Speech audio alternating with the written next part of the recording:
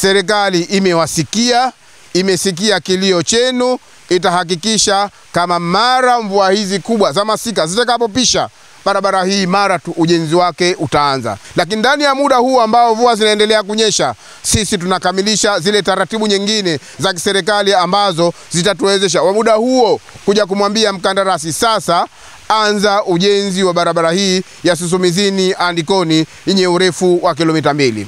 Mheshimiwa Rais wa Zanzibar na mwenyekiti wa Baraza la Mapinduzi kwa kweli ni msikivu, anawapenda sana wananchi wake na anahakikisha na akatuhakikishia tujenge barabara zote ambazo kuna mahitaji ya kufikiwa na wananchi.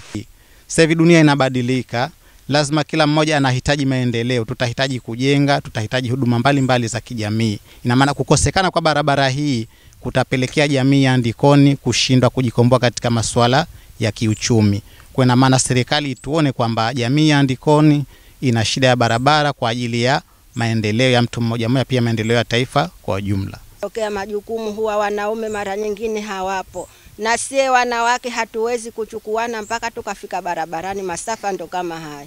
Changamoto nno zinazotusumbua sie wazazi, na watoto wetu wanapokuja shule wanapata mitihani kama hii ya tope. Saa zote tununue mabuku, pesa hatuna.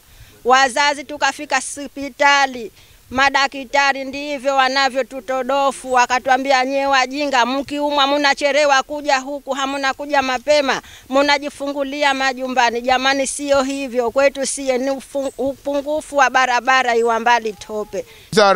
Sasa hivi kinachoniangalia ni kupita hizi mvua kubwa tu, basi ujenzi ule mara moja utaanza, lakini kwa sasa tutajenga kwa kiwango cha fusi. Lakini wakati wa ujenzi wa barabara hizi nyingine ambazo nimeitaja, hii ya barabara ya Mzingani kuendea Wamba, na kule nako tukashushwa lami ya moto, na wao waweze kuenjoy matunda yao ya mapinduzi ya serikali yetu hii inaongozwa na Dr. Hussein Ali Mwinyi, serikali hii ya awamu ya 8. Naamini na wao iko siku watatembea kwenye lami ya moto kwenye maeneo yale ya Susumizini Andikoni. Lakini kwenye shughuli zaidi ya kiuchumi, wananchi wale na baada ya kuweka kifusi tu na shughuli wakawa na uwezo wa kuingia na kutoka kwenye maeneo yale, wataweza kufuata shughuli zao mbalimbali za huduma za kijamii, ikiwemo kwa sababu wananchi wale ni wakulima wa zao kubwa la karafuu pamoja na vilimo vingine, wataweza kwenda kuuza mazao yao katika maeneo tofauti tofauti ambayo kuna masoko bila ya usumbufu wa aina yoyote. Ndicho basi na mimi nawaahidi jamii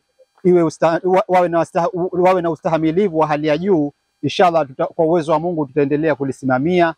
Mvua zikikata tu tutaingia ofisini kwa ajili ya kwenda kumkumbusha.